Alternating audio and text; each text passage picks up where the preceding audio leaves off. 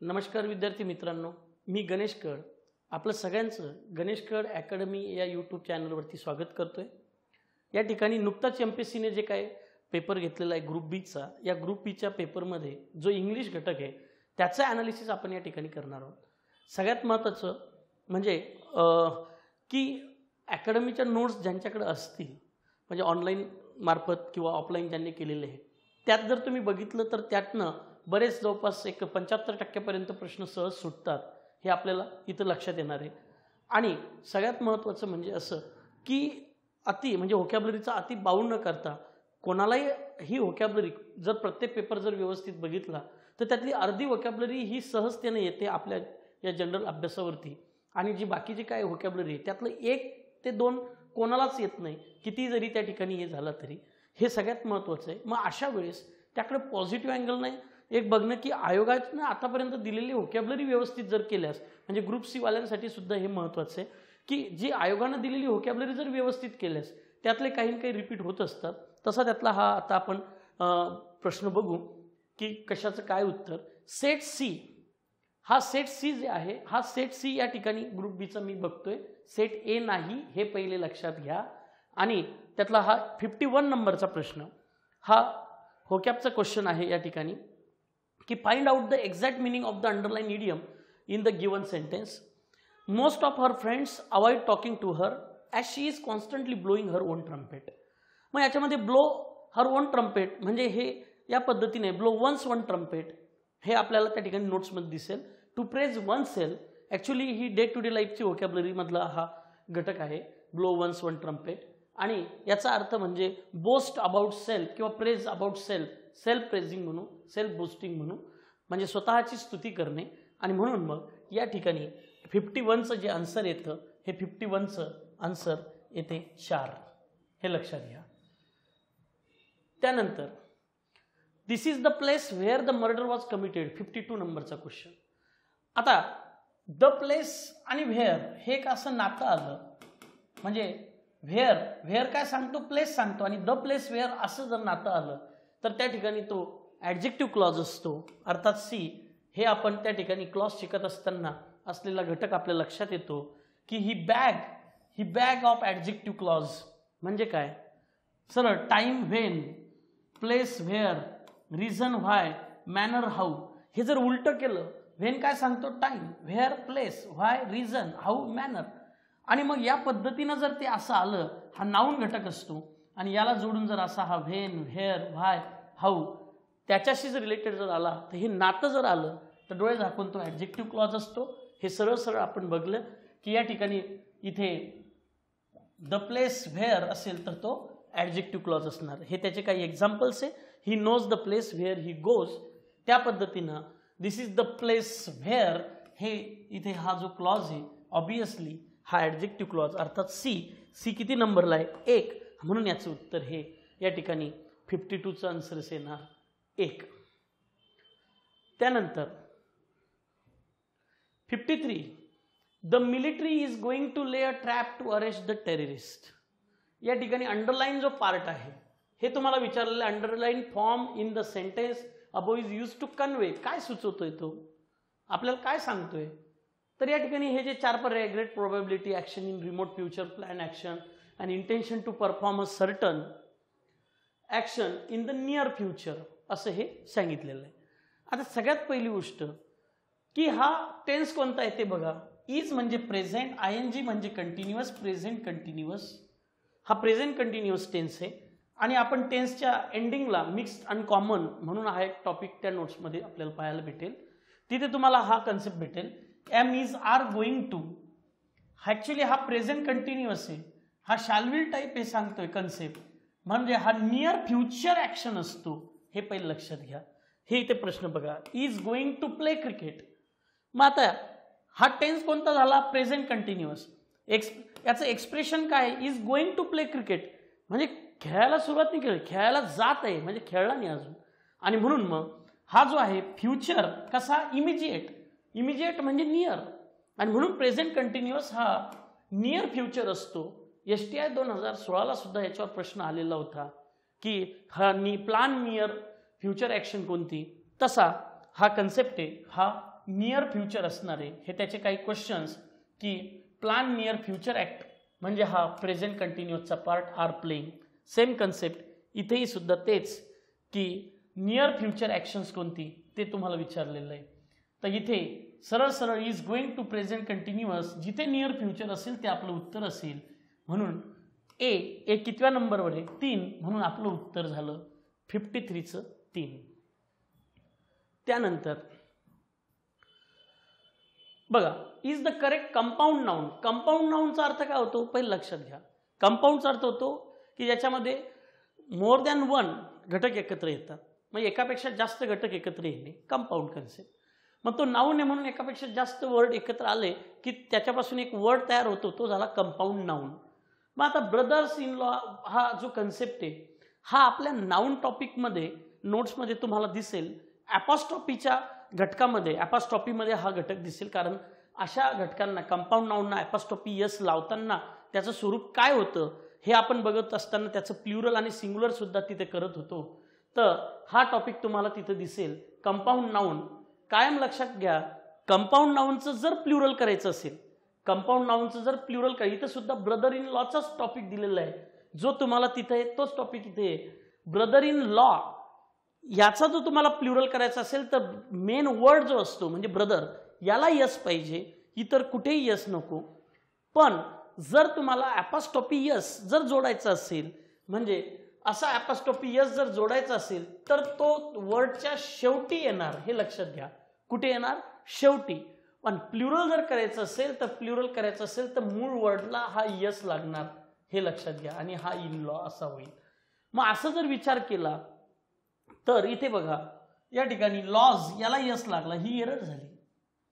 Brother in law याचा काही संबंध नाही. इथे हा जो आहे ब्रदर्स इन्स लॉ, इथे इन्सची गरज नाही, लॉज असं पण काही गरज नाही, हे दोन्ही गेले आणि म्हणून मूळ वर्डला यस लागलेला आहे. म्हणून हा ए कितव्या नंबरला आहे? ए 4 नंबरला आहे.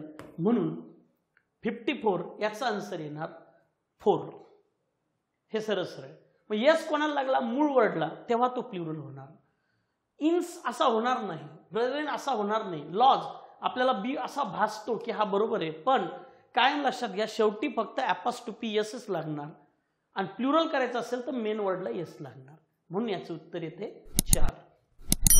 हा त्याचा घटक. त्यानंतर 55 नंबरचा क्वेश्चन की याच्यामध्ये carefully and answer the given question. The captain and coach of the hockey team attended the press conference. आणि तुम्ही त्याला त्या खाली विचारले की what is the status of captain and coach, काय आहे या सेंटेन्समध्ये. मुळात हा आपला बेसिक जो टॉपिक आहे, या बेसिक टॉपिकमध्ये वन कन्सेप्ट नावाचा टॉपिक आपण घेतो, त्याच्यामध्ये हा टॉपिक आपल्याला दिसेल. हे बघा वन कन्सेप्ट टॉपिकमध्ये the principal and chairman are going there. बघा मग द प्रिन्सिपल अँड चेअरमन कायम लक्षात घ्या, आर्टिकल किती त्याच्यावर पर्सनची संख्या असणार. मग आर्टिकल इथे 1 आहे म्हणून पर्सन सुद्धा 1 आहे, हे लक्षात घ्या. आर्टिकल किती? 1 म्हणून पर्सन सुद्धा 1च. पण आर्टिकल जर 2 झाले तर याचा अर्थ पर्सन सुद्धा 2 झाले, हे लक्षात घ्या. मग पर्सन सुद्धा 2 झाले म्हणून आर गोईंग करेक्ट आहे. इथे आर नाही, इथे इज येतोय. मग जेवढे आर्टिकल तेवढा पर्सन, याचा अर्थ प्रिन्सिपल आणि चेअरमन हे दोघं कसे एकच आहे. म्हणजे ज्याच्याकडे पद प्रिन्सिपलचं आहे त्याच्याकडेच पद चेअरमनचं आहे. म्हणजे हे 2 पद एकाच व्यक्तीकडे आहे म्हणून एक आर्टिकल एक व्यक्ती. आता इथं द प्रिन्सिपल आणि द चेअरमन आर्टिकल 2 आले म्हणून दोन्ही व्यक्ती वेगवेगळे आहे. सेम कन्सेप्ट इथं शिफ्टच्या बाबतीत आपण इथे खाली दिलेली आहे. हाच टॉपिक इथे आलेला आहे. द कॅप्टन अँड कोच म्हणजे हा जो द आहे याच्या अनुरूप जो कॅप्टन आहे आणि जो कोच आहे हे दोघंही एकच आहे. हे दोन्ही पद एकच आहे, एकाच व्यक्तीकडे आहे. आणि म्हणून मग हा जो द आहे हा द सांगतो आर्टिकल 1 आला, याचा अर्थ पर्सन सुद्धा एकच आला. म्हणून इथे captain and coach are two different नाही, द सेम पर्सन यस, बाकीच्यांचा काही संबंध येत नाही म्हणून उत्तर 2 येतं. इकडे बघा की 55 याचा आन्सर 2 येणार. त्यानंतर रॉंगली स्पेल्ड आपल्याला या ठिकाणी बघायचं आहे. की हा लॅकॅडायसिकल हा एक वर्ड आहे, हा बरोबर आहे. लॅकॅडिक्सिल, लॅक हा शब्द बाजूला करतो, म्हणजे लॅक ऑफ पॅशन, म्हणजे याला लेझीनेस याचा अर्थ असा होतो केअरलेस, एकदम लेझी असा याचा अर्थ होतो. आणि हा लॅसिव्हियस, हा लॅसिव्हियस याचा अर्थ हाही बरोबर आहे, हा लस्टफुल असा होतो. परंतु हा लिबिडिनस, हा लिबिडिनस हा आणि लॅसिव्हियस हे दोन्हीही सिनॉनिम्स आहे, हे पहिले लक्षात घ्या. पण दोघांमध्ये लिबिडिनसचा अर्थ चुकला, ई हा एक्स्ट्रा झाला, ई एक्स्ट्रा झाल्यामुळे हा सी चुकलेला आहे. इथे बी बरोबर आहे, ए बरोबर आहे, तुम्हाला रॉंगली विचारलं म्हणून एक सी हे त्याचं उत्तर येणार. आणि या दोघांचा अर्थ लस्टफुल असा होतो. आणि म्हणून लॅकॅडिस हा जो आहे लॅकॅडायसिकल, लॅकॅडायसिकल म्हणजे केअरलेस, लॅकॅडायसिकल म्हणजे काय, केअरलेस, आणि याचा अर्थ आहे लस्टफुल. याचा स्पेलिंगमध्ये ई मध्ये गडबड झाली, EOUS असं येत नाही, फक्त OUS येतं. म्हणून हा नंबर सी अर्थात 56चं उत्तर 1 असे येणार. त्यानंतर 57, चेक इट. 57 सांगतोय hearing the knock she open the door. Actually हा ING इथे जिरण बघितलं, पार्टिसिपल बघितलं, म्हणजे हा घटक कुठे, तर टेन्स टॉपिकमध्ये शिकत असताना कंटिन्यूस टेन्समध्ये, तिकडे तुमच्या नोट्समध्ये तिथे कंटिन्यूस टेन्समध्ये जिरण आणि इन्फिनिटिव्हचा टॉपिक आहे, त्या टॉपिकमध्ये आपल्याला हे पाहायला भेटते. मग प्रत्येक ING हा जिरंड असतो का, तर नाही. तर याचा हा घटक इथे आपल्याला पाहायला भेटतोय. अर्निंग मनी, मनी नाऊन आहे, मग याच्याबद्दल इथे हा अर्निंग सांगतोय, हा ॲडजेक्टिव्ह आहे. आणि इथे बाकीचे हे ऑफ नंतर हा कुकिंग दिसतोय, प्रिपोजिशन नंतर नाऊन येतोय, मग ING हा नाऊन आहे. पण कायम लक्षात घ्या, जर एखादा घटक हा ॲडजेक्टिव्ह म्हणून फंक्शन करत असेल तर त्याला पार्टिसिपल म्हटलं जातं, आणि जर एखादा घटक नाऊन म्हणून फंक्शन करत असेल ING, हे लक्षात घ्या ING बाबत, तर त्याला जिरण म्हटलं जातं. आणि म्हणून हा ॲडजेक्टिव्ह म्हणून फंक्शन करतो, म्हणून हे पार्टिसिपल झालं, कारण तो त्या ठिकाणी व्हर्ब वरून तो तयार झाला. तसाच इथे द नॉक, द नॉक हा नाऊन आहे, आणि हा इकडे हिअरिंग आहे, हिअर या व्हर्बवरून हा तयार झालेला आहे, हा ॲडजेक्टिव्हचं इथं फंक्शन करतो, आणि म्हणून हा पार्टिसिपल हे त्याचं उत्तर असणार, जिरण नाही, हे लक्षात घ्या. आणि म्हणून 57 हा 2 त्याचं आन्सर आपल्याला दिसतंय. त्यानंतर व्हॉट यू कॅन अफोर्ड, मुळात वर्क जो आहे याचं जर फ्रेझल वर्कचे वर्कआउट असेल, वर्कअप असेल, त्या ठिकाणी वर्क अपॉन असेल, इथे work about, work with, workout दिलंय. परंतु वर्कआउट ही कन्सेप्ट वेगळी पडते. इथे व्हॉट यू कॅन अफोर्ड हा क्लॉजचं स्वरूप दिलेलं आहे, आणि वाक्याची सुरुवात वर्क ऑन म्हणजे इम्पेरेटिव्ह फॉर्ममधून आहे. परंतु हा डे टू डे लाईफ मधला कन्सेप्ट आहे की वर्क ऑन समथिंग. सांगा, वर्क ऑन समथिंग. आता समथिंग काढा आणि व्हॉट यू कॅन अफोर्ड ठेवा. मग work on what you can afford म्हणजे क्लॉज तिथं आपण टाकला त्याच्या जागेवर. मग याचा अर्थ वर्क ऑन जो असतो, वर्क ऑन नंतरच त्या ठिकाणी हा क्लॉज इथे येणार. म्हणून हा वर्क ऑन हे नंबर 2 आन्सर त्या ठिकाणी आपल्याला पाहायला भेटणार. इथे 58चं answer number 2 what you can afford हा वर्क ऑन, कारण याचे अर्थ वेगळे होतात.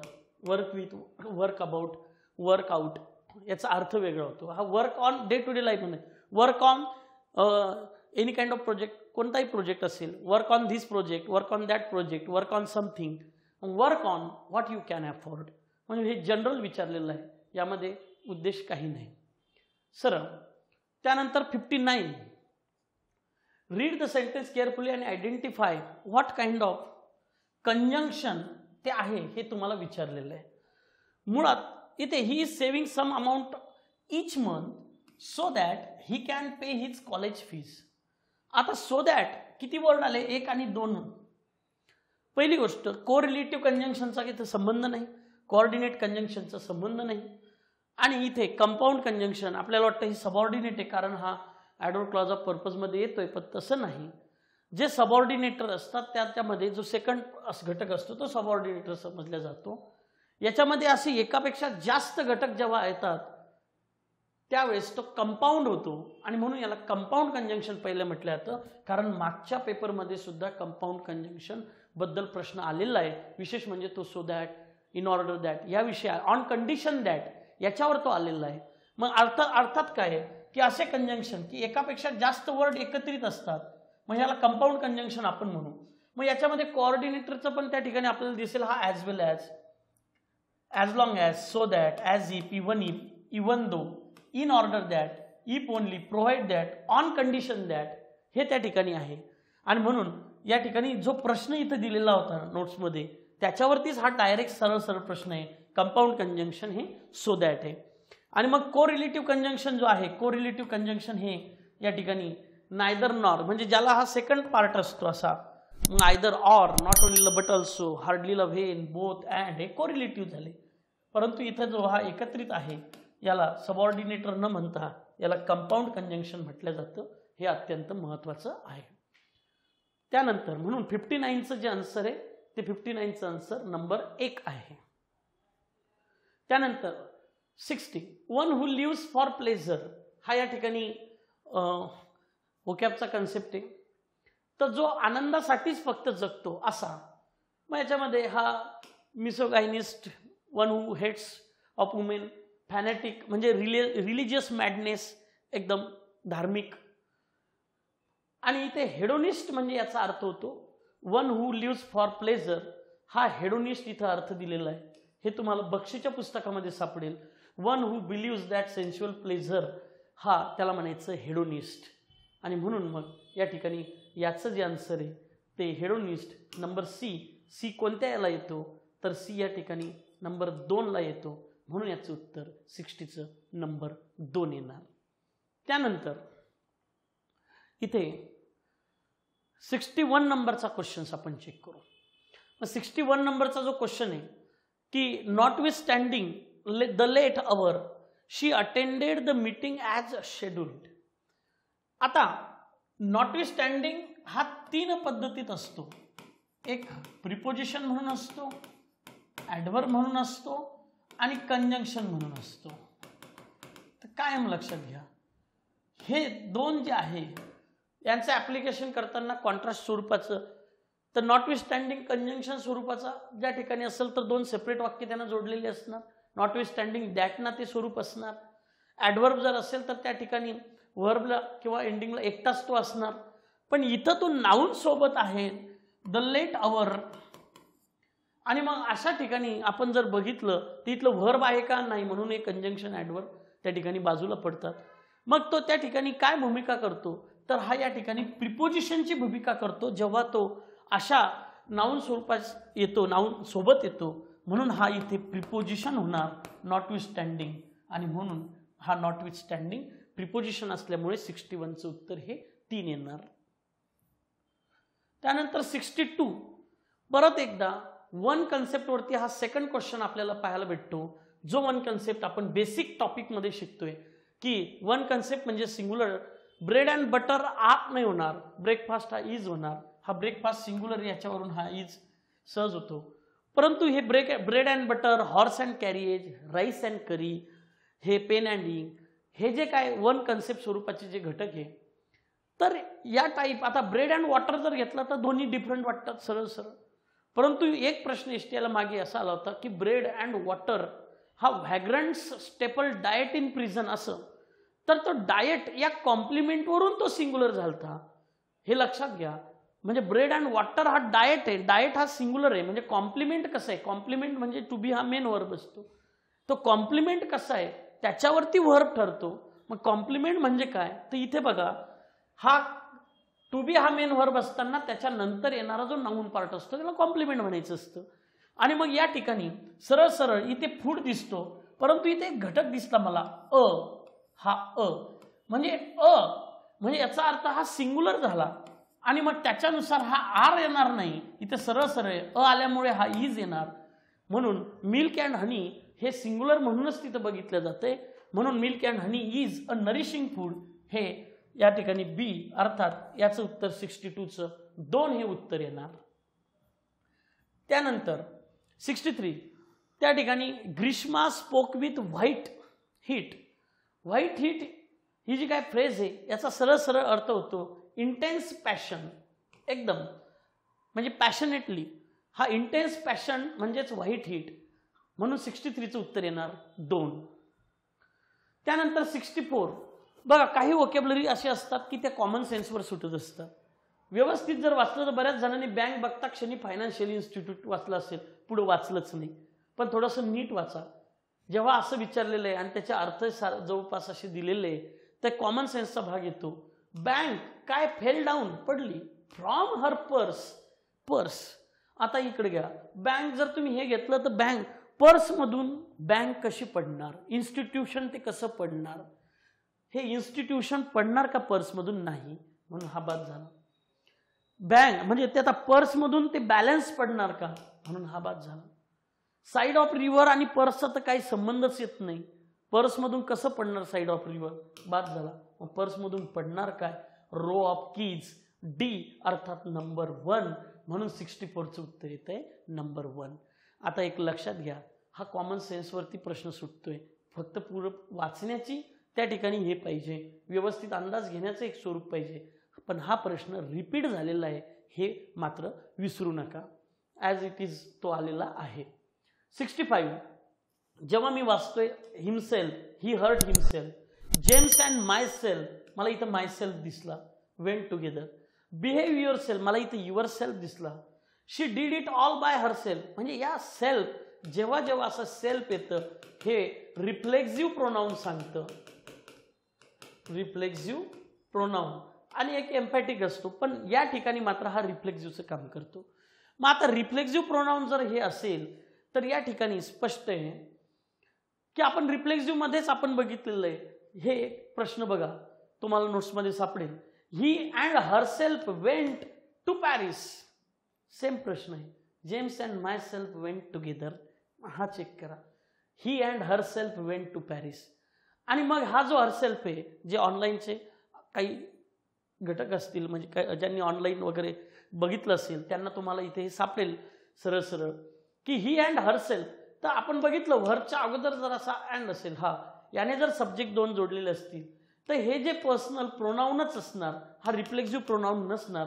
जर हा ही आहे तर याच्यानुसारच हा पर्सनल असणार, हरसेल्फच्या जागी हा काय असणार, शी. दुसरा घटक माय सेल्फ इज जॉन, आपण बघितलंय की कुठलंच introduction do not start the sentence with reflexive pronoun, पण आपल्याला ही सवय असते, मग त्यासाठी एक तर माय नेम इज म्हणा, आय एम म्हणा. मग या टाईप इथं जो प्रश्न आहे हे बाकी सगळे बरोबर आहे, इथं सरळ दिसतं James and my self wrong, या ठिकाणी आय पाहिजे. तेव्हा हा जेम्स अँड आय वेंट, हे बी हा इनकरेक्ट आहे, म्हणून 65 मध्ये बी हा या ठिकाणी नंबर 3, म्हणून या 65चं उत्तर येते नंबर 3. त्यानंतर 66 ॲव्हॅरिसियस. ॲव्हॅरिसियसचा अर्थ ॲक्च्युली ऑमनी प्रेझेंट ऑमनीसायंट हे गॉडशी रिलेटेड आहे, म्हणजे हा प्रेझेंट म्हणजे प्रेझेंट एव्हरीव्हेअर, ऑमनीसायंट म्हणजे ऑल नॉलेजेबल. परंतु इथे ॲव्हॅरिसियस हा ॲप्लिकेबल पण नाही, हे देवाशी रिलेटेड नाही, तो ग्रीडी आहे. सांगा ॲव्हॅरिसियस काय रे, ग्रीडी. आणि म्हणून याचं उत्तर जे डी नंबरवर आहे तर डी अर्थात नंबर 3, 66 नंबर 3 असणार. त्याच्यानंतर 67 हे जे काय सारखे त्या ठिकाणी शब्द दिसतात, प्रोनाऊन्सिएशन त्या टाईप दिसतात, त्याला वर्ड्स ऑफन कन्फ्यूज किंवा बरेच वेळेस होमोनिम्स या टाईपमध्ये आपण त्याला घेत असतो. आणि हा रिपीट क्वेश्चन आहे, हे तुम्हाला इथं दिसणार वेन. आणि हे वेनचा जो कन्सेप्ट आहे तर इथं आपल्याला सगळ्यांना माहिती आहे, जी पहिली वेन आहे ती ब्लड आर्टरी आहे, दुसरा वेन हे कन्सिटेड आहे किंवा व्यर्थ आपण ज्याला म्हणतो नॉट सक्सेसफुल, आणि हा वेन म्हणजे वेदरकॉक. तर अशा पद्धतीनं हे नंबर 2 येतं. हे सरळ सरळ चित्र आहे आणि हा प्रश्न रिपीट झालेला आहे, परत लक्षात घ्या, ही वोकॅब्युलरी रिपीट झालेली आहे. त्याच्यानंतर he said to me help him in settling the accounts. मुळात हा प्रश्न पोलँड सुरीचा जसंच तसा आहे, हा इथं, त्यामुळं त्याच्यावर अधिक न बोलणे बरे. He said to me help me in settling the accounts, म्हणून he requested me to help, बाकी जसंच्या तसं. आणि म्हणून याचं उत्तर हा सी, सरळ सरळ सी हा येते नंबर 2, आणि म्हणून 68चा हा 2 येणार. त्यानंतर 69, जो 69 आहे तो चेक करा. I have no money therefore I cannot afford a servant. Therefore सारखा जो हा वर्ड आहे हा देअरफोर सेमी कॉलमनी जर दोन सेंटेन्स पूर्णपणे जोडत असेल, एक पूर्ण एक सेंटेन्स असेल आणि आणखी एक सेंटेन्स असेल, तर त्या ठिकाणी तुम्हाला तो सेमी कॉलमनेच त्या ठिकाणी जोडला जातो. हे इथे या ठिकाणी आपण चेक करू. देअरफोर, हेन्स, हाऊएव्हर हे बेसिक ग्रामरचे रूल आहे की देअरफोर, हेन्स, हाऊएव्हर, मोरएव्हर यासारखे जे घटक आहे, तर इथे today is a holiday semi column therefore, आणि हा देअरफोरने या ठिकाणी हा जोडलेला आहे दुसरं त्याचं सेंटेन्स. मग आता या ठिकाणी हे जे स्वरूप आहे हे इथे आपल्याला स्पष्ट दिसतंय की हे सेमी कॉलमना या ठिकाणी जोडलेलं आहे. म्हणून 69 जो आहे 69 याचा आन्सर इथे 3 आपण घेणार. You ought to be considered towards your patients. You ought to be considered, ought to हा मुळात मॉरल ऑब्लिगेशन सांगतो. मॉरलिटी ज्या ठिकाणी आहे त्या ठिकाणून ऑट टू येतो, आणि म्हणून हे मॉडल ऑक्झिलरीतला हा ऑट टू पार्ट मॉरॅलिटी सांगतो. ऑट टू याच्याही अगोदर प्रश्न विचारलेला आहे, म्हणून मॉरल जिथे येते मग हा बी, मग बी या ठिकाणी कुठे येतो तर 3 नंबरला, म्हणून मॉरल ड्युटी हे या ठिकाणी नंबर 3 उत्तर हे करेक्ट ठरतं. मग यू ऑट टू अर्थात मॉरल ड्युटी. त्यानंतर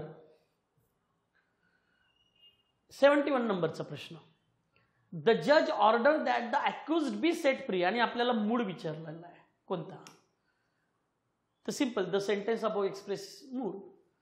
कायम लक्षात घ्या, जेव्हा द जज ऑर्डर दॅट द अक्युज्ड असा दॅट आला, हा सब्जेक्ट आहे, बी सेट फ्री हे बी स्वरूप आलं, आणि ज्यावेळेस बी मेन वर्ब म्हणून जेव्हा असा वापर होतो किंवा बीचा वापर केलेला असतो, तेव्हा एक V1 जे स्वरूप असतं, एनी सब्जेक्ट सोबत V1. मग V1 तुम्ही कोणता घ्या, ही कम, ही प्ले, मुळात काय असतो, ही कम्स असतो, म्हणून याला नाव दिलं मी ग्रामर रूल्स फॉलो न होणे.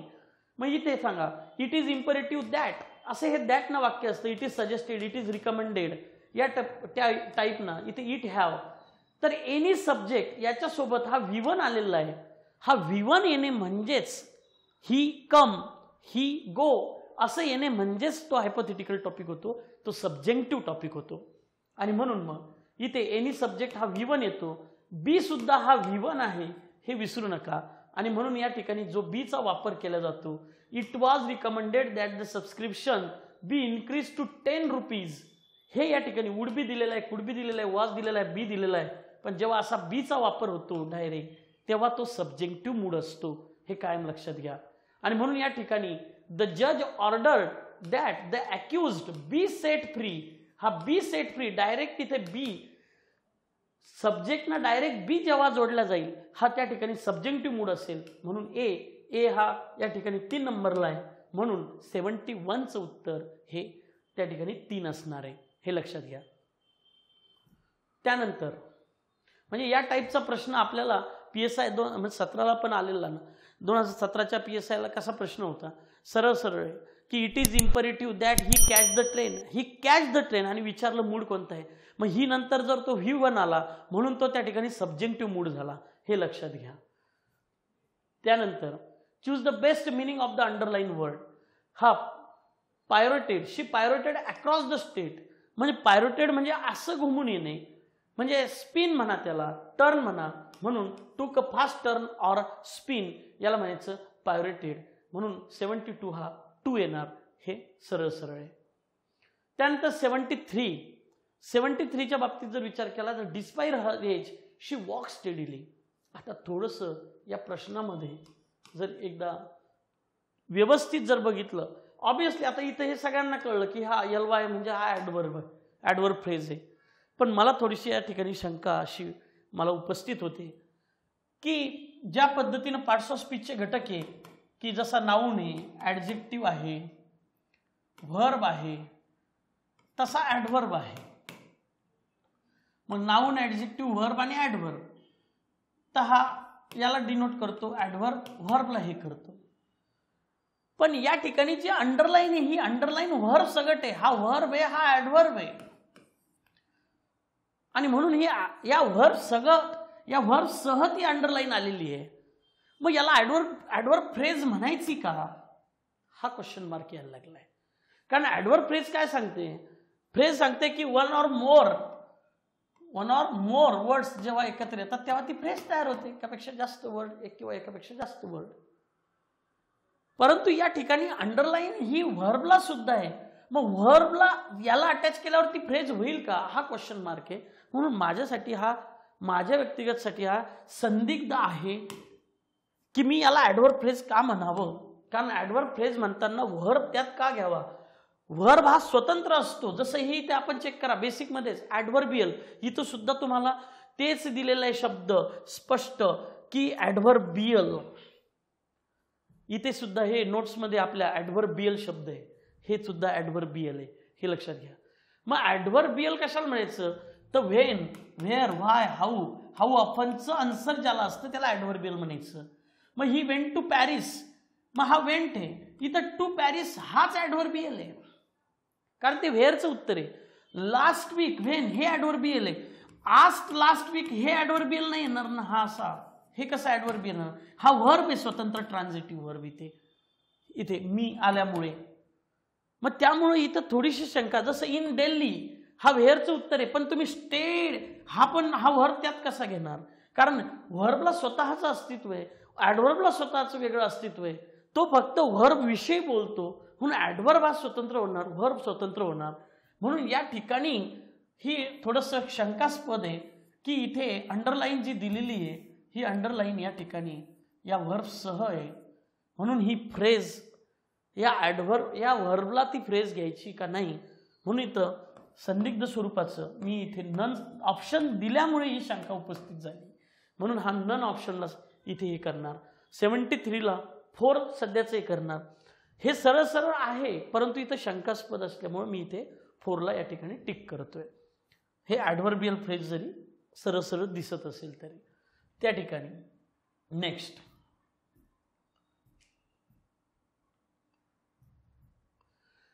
Which of the following sentence changes the above imperative sentence into interrogative. Interrogative म्हणजे क्वेश्चन करायचं आहे. Stop talking. आता एक थोडंसं आपण थांबून एक विचार करू. स्टॉप टॉकिंगचा क्वेश्चन टॅग काय होतो. स्टॉप टॉकिंग हे इम्परेटिव्ह आहे, कुठल्याही इम्परेटिव्हचा क्वेश्चन टॅग विल यू होतो. झालं, म्हणजे एवढंच आहे, हे इम्परेटिव्हचा टॅग विल यू होतो. मग आता सरळ सरळ आहे, जर याचा tag question tag will you होतो तर फक्त तुम्हाला याचा क्वेश्चन बनवायचा आहे. मग विल यू म्हणजेच काय, विल यू क्वेश्चन टॅग कशासाठी असतो, समोरच्याचा प्रतिसाद घेण्यासाठी. मग समोरच्याचा प्रतिसाद घेण्यासाठी जर हा क्वेश्चन टॅग असेल तर सरळ सरळ स्टॉप टॉकिंग.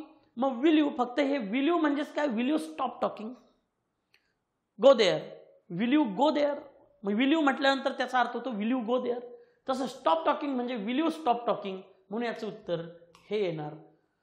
कारण डीडचा संबंध नाही, शाल यू होणार नाही, वुडचा संबंध नाही. सी या कोणत्या नंबरवर आहे, 3, म्हणून त्या ठिकाणी 74 हे 3 येणार.